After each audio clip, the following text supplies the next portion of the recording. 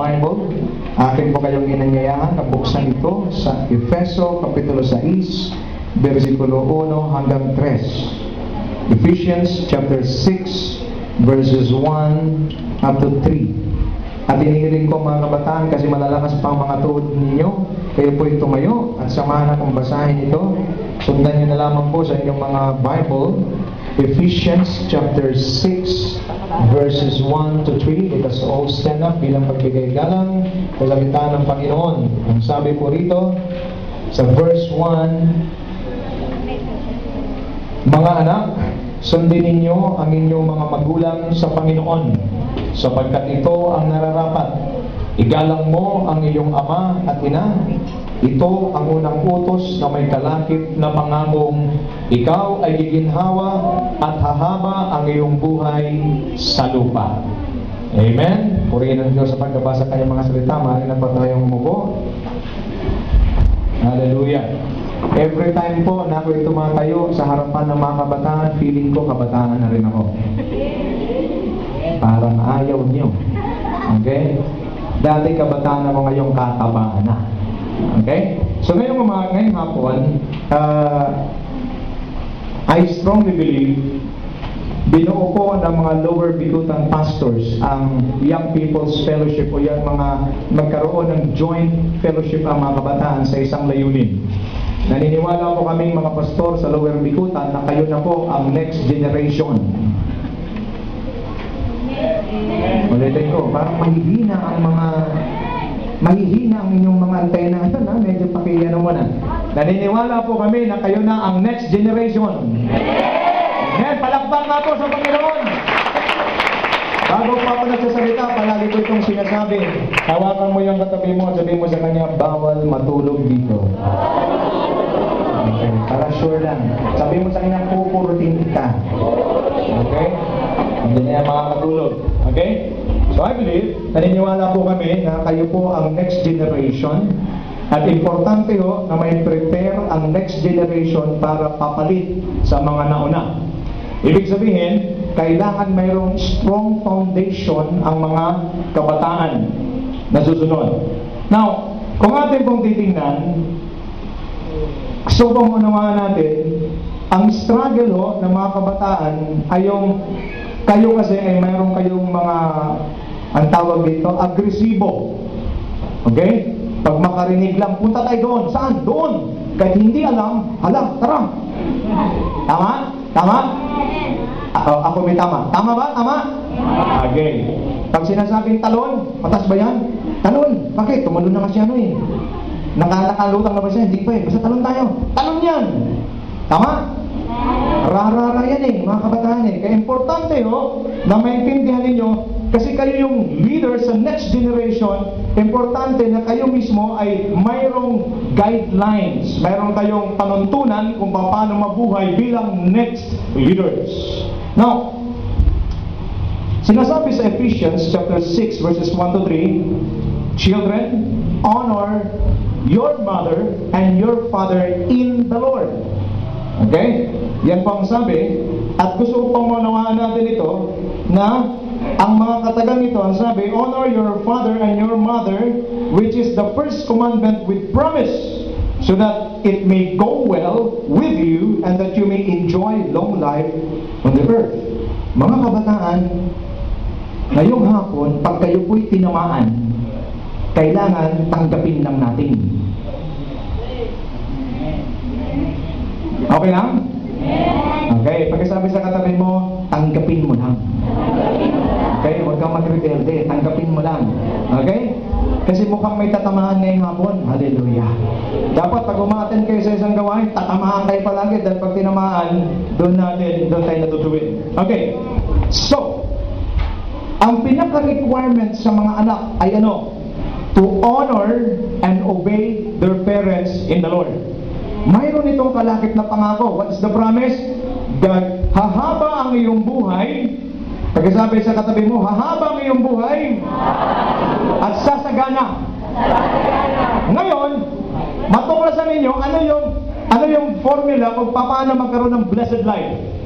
Gusto niyo ba magkaroon ng blessed life? Yes. Siyempre, sino bang ayaw? Yung buhay mo pinagpala. At ito yung sekreto na gusto kong i-share sa atin. But first, tuklasin natin kung ano sinasabi ng Bible. Sa Old Testament po, ang sabi, sa Old Testament pa tinuro na ito. Ang sabi sa Exodus chapter 20 verse 12, honor thy mother and thy father, so that you may live long in the land the Lord your God is giving you. Ang sekreto pala ng mahabang buhay ay ang pagpaparangal at pagsunod sa ating mga magulang. Okay pa ba tayo? Okay pa? Pakitingnan yung kurutin mo kagad pag medyo tutulog-tulog. Okay pa ba tayo? Okay pa. So dito, sa Old Testament, sinabi na yan. Now, ngayon, ang kaibahan sa mga kabataan ngayon ay ganito. Hugas kang plato. Ayoko. Bili ka ron. Ayoko. May tao ba rito? Hugas kang plato. Ako na lang pinaghugas para ako lang anak dito. Dami naman namin. May tao rito? Okay, bato-bato sa langit, tamahan ka sana. Okay? Alam nyo ba, nung matuklasan ko to, kinabahan ako. Bakit? Mayroon ko lang sinasabi sa Bible tungkol sa mga sumusuway sa magulang. May punishment na pala noon pa. Gusto nyo malaman? Okay, gusto nyo malaman? Sige, tingnan natin ha. Sa Deuteronomy 21:18 to 21. Chapter 21 verse 18 to 21, pakinggan nyo mga kabataan. Basahin ko na lang, basta sulat nyo lang, Deuteronomy 8:21, 18 to 21. Ito na, ready na? Medyo laki na yung tenga nyo para marinig nyo ha.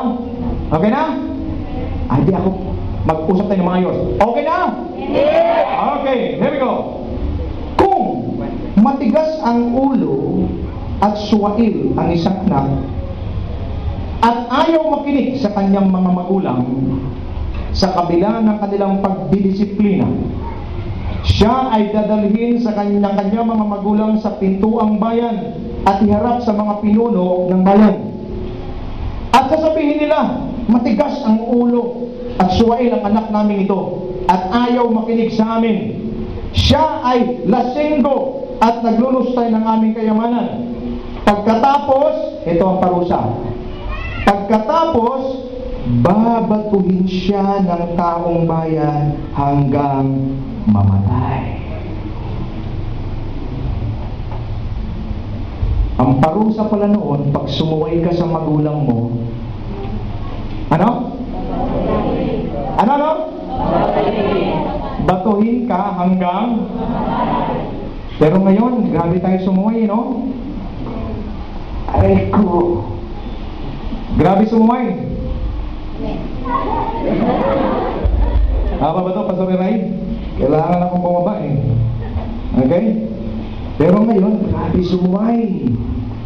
Ang tindi. Pag sumuway ka raw noon, sabi na rin, huwag ako. Okay? Pag sumuway ka, anong kailangan gawin? Dadalhin ka sa mga elders, babatuin ka hanggang matay. At alam nyo ba, hindi ito nagbabago dahil ang sabi ni Lord, ako ang Diyos na hindi nagbabago. Pastor, bakit sumuwi ako sa nanay ko dahil ako binato? Hindi ka namang physically namatay, pero wala pa ako nakitang masuwayin sa magulang na masaya. May nakita na ba kayong rebelde sa magulang na masaya?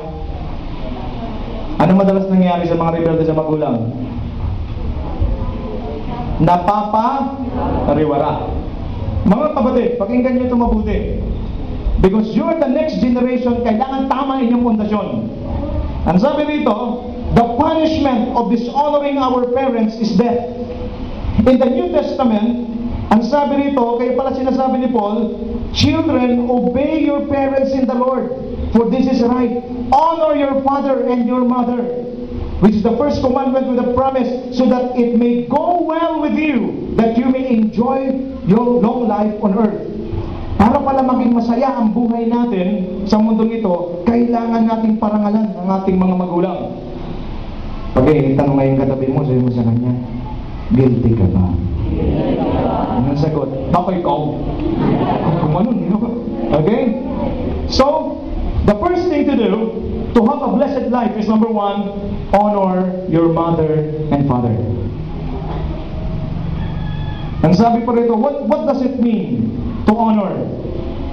To regard or treat with admiration and respect. To give special recognition. To salute with a bow. Grabe pala yung pag-honor. Tingin niya po lahat, Sarah. Tingin, Sarah.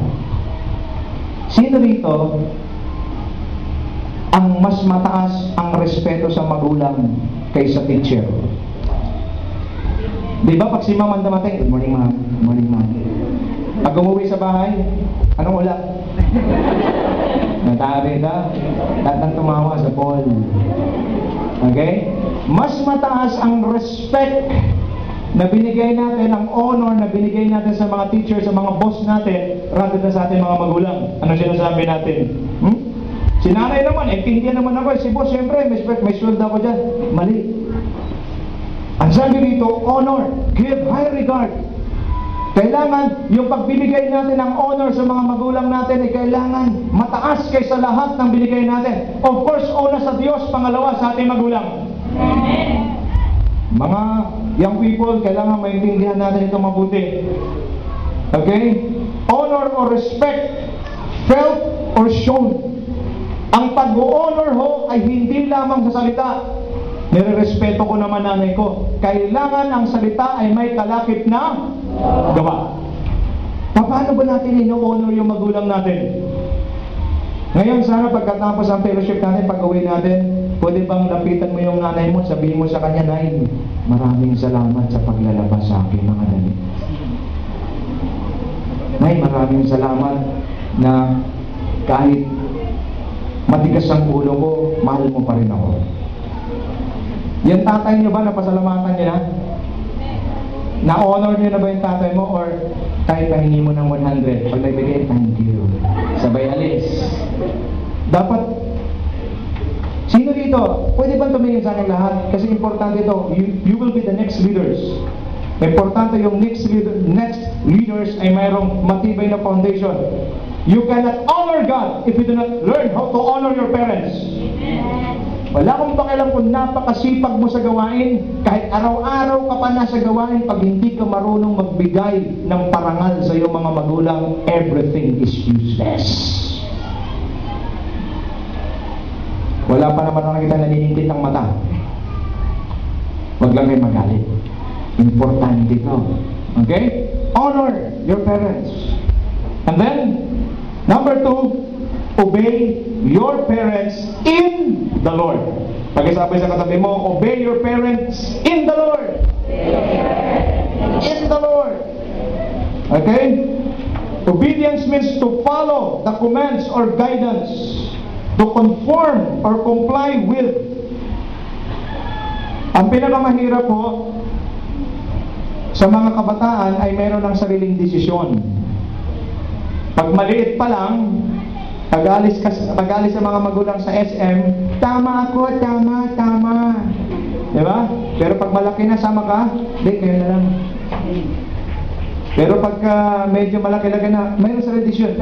Ang importante, kailangan meron tayong obedience. Ano ba yung obedience? Pagsunod sa magulang natin, sometimes, kaya sinasabi, naintindihan nyo na ngayon, bakit nilagay in the Lord? Because there are times, mayroong sinasabi ninyong magulang, hindi nyo gusto. Tama? Naks naman ang pa-plastic. Hallelujah. Okay? Di ba pagka hindi mo type, ang mga mukha nyo, simangot agad. Pero ang sabi rito, obey them in the Lord. Kahit hindi mo gusto, dahil sinabi nila, at ikaw ay ibig mo na magpalayo ng Panginoon, just obey them in the Lord. Kasi naniniwala ko, walang magulang na nag-isip ng masama sa kanyang anak. Amen. Lahat ng sinasabi ng nanay sa tatay mo para sa iyong kapabuti. Amen. Lahat ng mga babae magsabi ng amen. Amen. Pag may nandiligaw sa inyo, ayan na. Pag sinabi ng tatay sa nanay mo, hindi ko personal ang karakas niya. Okay? Huwag nyo na ipagpipilitan. Hindi ma, hindi pa, mabait siya. Hindi talaga eh. Yung karakas pa lang medyo tagilid mo sa amin. Hindi, mabait talaga yan. Pag sinabi ng nanay sa tatay mo na hindi kursunada, may nakikita sila dyan. Ayaw talaga eh, pinaglalaban talaga, ha? Ang ganda yung maglaban. Kasi hindi papayag yan, bakit may nakikita silang kakaiba dyan? Yung iba naman, talagang matindi. Pastor, ano siya? Tall, dark, and handsome. Yung iba naman, tall, and handsome in the dark. Hindi, pastor, ano eh? Okay, talagang, siya na. Pwede ba tumingin sa mga kabataan lahat? Huwag na huwag kayong gumawa ng isang desisyon na hindi pinaprobahan ng inyong mga magulang. Amen? Kahit na tall, dark, and handsome, o tall and handsome in the dark man yan, kailangan may approval ni mama, may approval ni papa, ni tatay, ni nanay, whatever. Importante ito dahil yung obedience, maraming kabataan plastic. Di ko lang alam kung anong brand. Okay, minsan Orocan, minsan Tupperware. Pag nasa loob ng church, opo pastor. Gawin yung opo pastor. Pero sa, walisan mo muna kapatid kasi may mga busy. Opo pastor. Pag sa bahay sabi nanay, walisan mo muna. O yan ha. Busy ako eh. Pero pag sa church, pag sabi pa lang ng pastor, pakiano mo na, asin yun, walis. Pakiugasan yung mga asan yung dishwashing. Pero pag sa bahay, anak, pakihugasan mo na. Busy ako eh. Dami ginagawa. Tsaka ba't ako lang? Ako lang ba anak dito? Okay? Obedience. You cannot fool God. Hindi mo pwede tukuhin si Lord. Ang galing ng itsura mo sa church pagdating sa bahay. Hindi tama. I'm telling you. Hindi ka pwedeng maging leader. Leadership begins at home. Kaya kami mga pastor, madalas nyo kaming maloko. Bakit? At sipag ho sa church. Kung mag-arrange ng upuan, grabe. Straight na straight. Ginaganon pa eh. Straight nga. Pero sa bahay, tingnan mo. Kung saan-saan na nilalagay. Anak, iayos mo muna. Tina. Tamahan ka sana kung ikaw to. Hindi mo inahasigaan mo, hindi mo inahas ang lahat-lahat sa bahay. Tapos alis. Saan ka punta? Mag-church na ako eh. Malilip na ako. Tapos pagdating sa church, and I worship you. Tuloy nyo na yan. Palapakan niyo mga sarili nyo. Tamaan ka sana. Okay?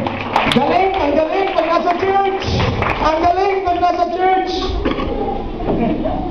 Sino ba yung pastor na may nunal na yan? Bakit? Alam niya.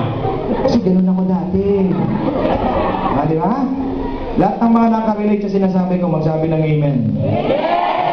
Amo, Pastor Ray, lahat sila guilty. Okay? Di ako masyado magsalita ng mahaba kasi ang ating usapan dito hanggang 5 lang. Uuwi kayo na maliwanag pa. Dahil kasalanan para sa akin, pag uuwi kayong madilim na. Maliwanag ba? Okay. Tuloy natin. Obedience. Sometimes, if we disobey God, if we disobey our parents, anong meron? Pag tayo sumuway, anong meron? Disiplina. Pag isabi sa katabi mo, discipline. At pag dinisiplina, sino dito sinisinturon pa?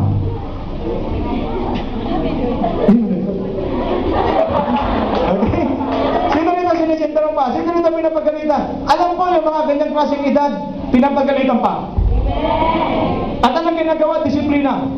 At madalas mo, ang sabi sa Bible, katulad ng Diyos, pag tayo nagkamali, dinidisiplina tayo. In example pa, katulad ng mga magulang natin, pag nagkamali na dinidisiplina. Tingin sa akin, pag kayo dinidisiplina ng iyong magulang, huwag kayong magalit. Bakit?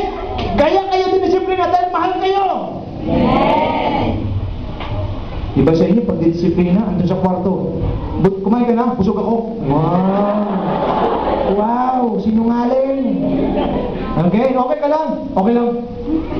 Mga kapatid, I want you to listen. Paano kayo maging next leaders kung hindi natin ayusin ang buhay natin? Saan tayo magsisimula? Ay, tarumakin ito. Saan tayo magsisimula? Pakilakasan! Hindi sa church. Sa bahay. Pag maayos kayo sa bahay, pagdating sa church, kayo ay isang asset na pwedeng pakinabangan sa gawain ng Panginoon. Amen? Palapakan natin sa Lord. Hallelujah. Now, gusto ko pag-uwi, yakap ka agad kay nanay tsaka tatay. Oh, Pastor, corny naman na. Nakukornihan ka, bakit hindi ka nasanay? May tara ito. Kasi hindi nasanay. Para bang pag yumakap at saka humalik.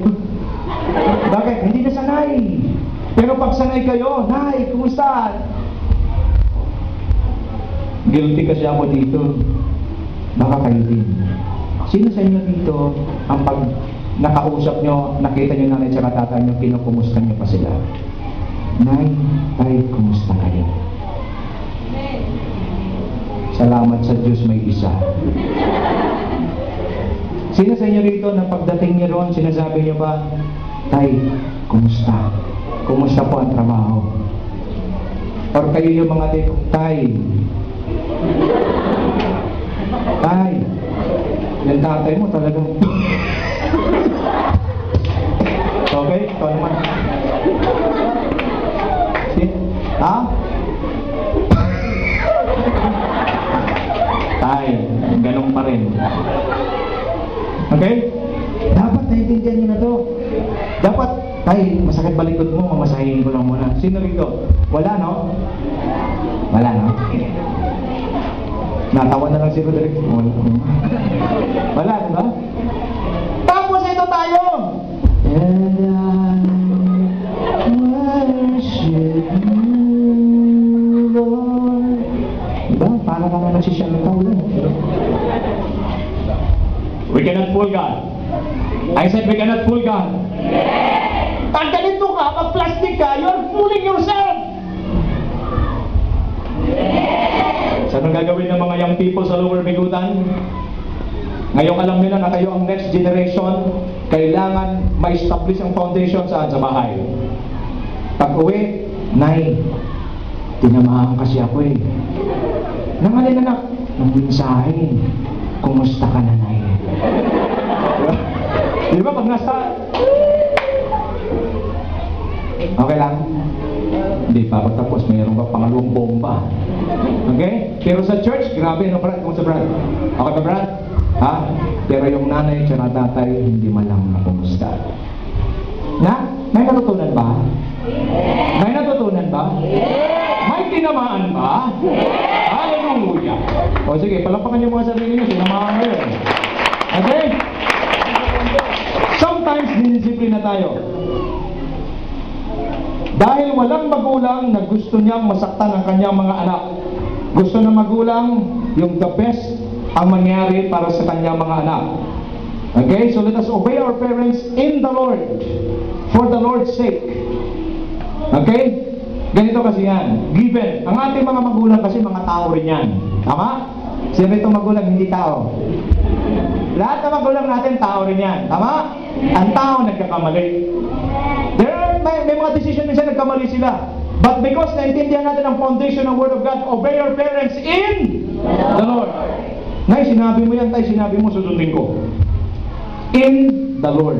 Kasi bakit in the Lord? Kasi there are times na nagkakamali ang ating mga magulang. But again, gusto ko maintindihan ninyo, bago yan iutos ng magulang ninyo sa inyo, pinag-isipan nila yan ng maraming beses. Pag sinabi nilang anak, hindi ko talaga personal ang karapas niyan. Huwag mo nang ipilit. Bakit? May nakikita sila dyan. Okay, lahat ng lalaki naman, magsabi ng amen. Okay, kayo naman. Okay? Kayo naman, ang dating niya talaga mga astig. Anak, ito yung gagawin mo. Dave, ba't ba ako tuturuan tayo? Malaki na ako eh. Wow! Ang Para naman hindi ko alam ang gagawin ko, paano naman matututo niyan? Okay, pero pag nagka-problema, tay. Okay? Alam niyo mga kapatid, whether you like it or not, mga young people, kailangan niyo ng gabay. Amen? At ang pinaka-the best na gumabay sa inyo, hindi pastor, kundi mga magulang ninyo. Kami mga pastor ay magpa-follow up. Ilang oras lang kayo sa simbahan? Sige nga. Ilang oras lang? 4 hours? Ilang oras meron sa isang araw? Mantakin mo, 20 hours na sa bahay kayo. Mas maraming oras kasama yung magulang nyo. Naunawaan? Naunawaan? Now, if we honor our parents, if we obey our parents, mayroong pangako ang Biblia. And I want you to live a blessed life, for I've experienced this in my life. Anong sabi mo sa Bible? Number 1, if you obey your parents, if you honor your parents, anong sabi? So that all may go well with you and that you may enjoy long life on earth. Number 1, your life may go well. Ibig sabihin, giginhawa ang buhay mo. Aba, parang ayaw guminhawa nung iba, ha? Ang sabi, giginhawa ang buhay mo. Sa ibang translation, sasagana ang buhay mo. Pag susundin mo, i-honor mo ang magulang mo, sasagana buhay mo. Ang sabi ng iba din, magsikap ka lang na magsikap, tumingin kayo sa akin. Don't get me wrong, but this is the truth. Kahit magsikap ka na magsikap, pag hindi mo nire-respeto, pinaparakalangan nanay mo na siyang utos ng Panginoon, ang success ay napakahirap makamtan.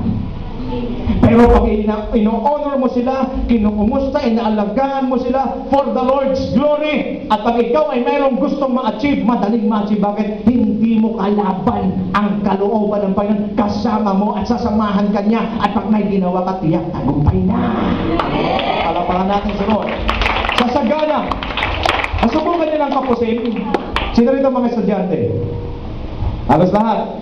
Nasubukan niya na yung baon nyo hanggang pamasahe lang. Nasubukan niya na?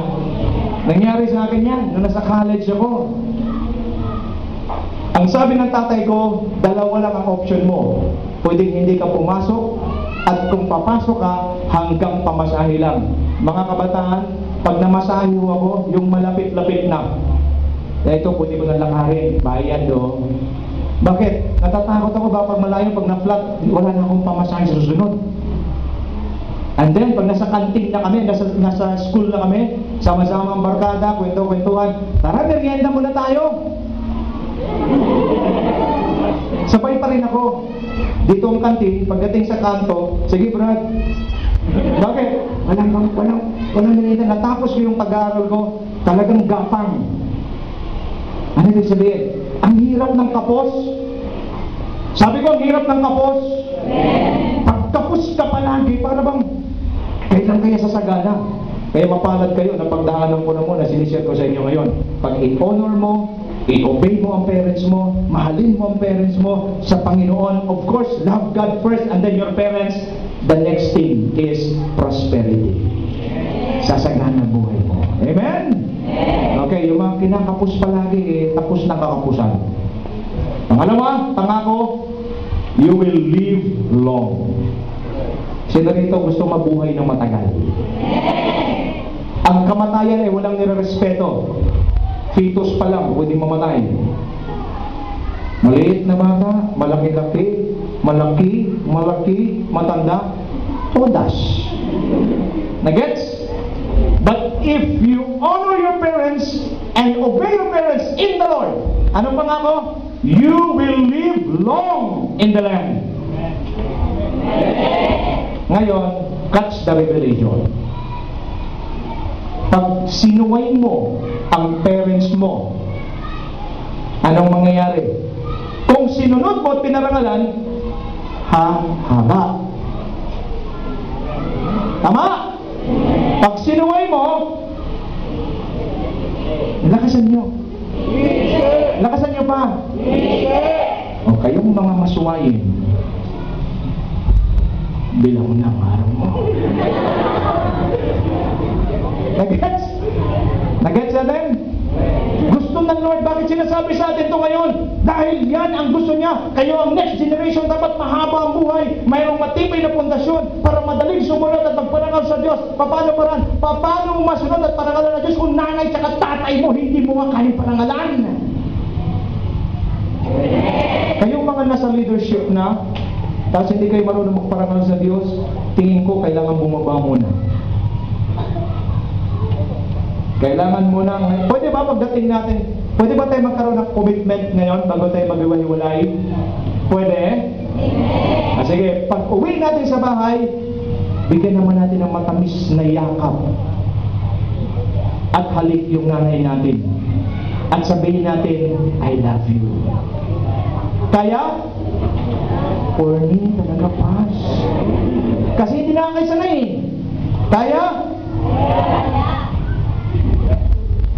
Kaya? Okay, wala lang palang mic ang kailangan. Okay? So, bigyan natin sila. Bakit? They deserve it. I said they deserve it. Wala ka ngayon kung wala sila. Amen? So, as leaders of the next generation, you need to honor and obey your parents in the Lord. Magkakaroon ka ng mahabang buhay, sasagana ng iyong buhay. And as the next leaders for the next generation, you need to prepare yourselves with a right and strong foundation through obedience and honoring God and our parents. How can you honor God if you do not know how to honor your parents? Young people, you need to obey and honor your parents, because in doing this, God is pleased and willing to bless us with long life and abundance. Tinatawag ko yung worship team. Mabilis ng aking mensahe kasi mayroon tayong gagawin. Pwede pong tumayo lahat. Yung mga kabataan. Okay? At mga kabataan. Tumayo lang lahat. And then mayroon tayong gagawin. Okay? Pwede bang yumuko lahat? Pumikit tayo. Pagbulay-bulayan natin yung maiksing mensahe ng Panginoon.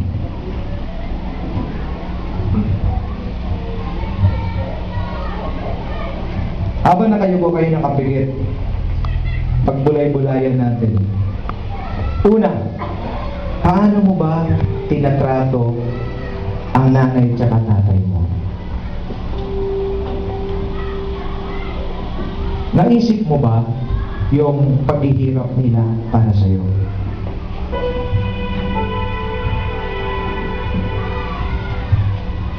Naiisip mo ba yung plano nila para sa'yo?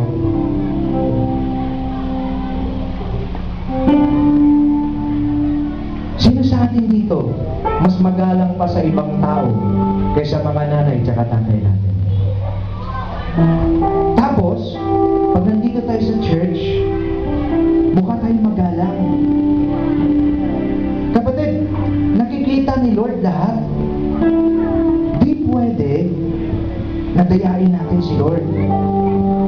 Ano ngayon kung mukha kang mabait sa ibang tao? Pagdating sa bahay mo, hindi naman ganon. Young people, hindi ako nagbibiro sa challenge ko kanina. Alam niyo ba na gustong-gusto ni nanay at ni tatay mo na yakapin mo sila? Gustong-gusto ni nanay at ni tatay mo na kumustahin mo sila? At higit sa lahat, gustong-gusto ni nanay at ni tatay mo na makita yung respeto mula sa'yo. Di lang sila nagsasalita, pero nasasaktan sila, nag-aalala sila para sa'yo. Kung ano na nangyari, ba't nagkaganong ka na?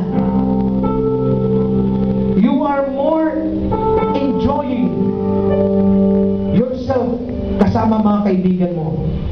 Hindi ba alam, pag nagkasakit ka, wag naman sana, pag nandun ka sa kahirapan, ang mga kaibigan, pupunta lang yan sandali. Pero yung matutulog sa tabi mo, sasamahan ka hanggang sa dulo, nanay at tatay mo na. Bibihira yung marinig ng mensahe ganito. Bakit? Minsan kasi hindi na napapansin eh. Pero gusto ni Lord kasi haba buhay natin, sasagana buhay natin. mo, kinukuha mo yung tsinelas niya. Sinasabi niya, tayo, mag-tsinelas ka. Malamig yung semento. Sinasabi mo na ba sa nanay mo, Nay, salamat. Tay, salamat. Napapagod din sila, mga kabataan. Pero alam nyo, kung makita nila yung respeto, makita nila yung pagsunod sa inyo, sapat na yun. Para magbigay sa kanila ng panibagong lakas at sasabihin sa kanilang sarili, kailangan kong kumayod para sa anak ko. Ngayong hapon, hindi tsamba, hindi aksidente na narito ba? Narito ka para gusto ng Lord marinig mo to. Mga anak, sundin ninyo ang inyong mga magulang sa Panginoon, sapagkat ito ang nararapat.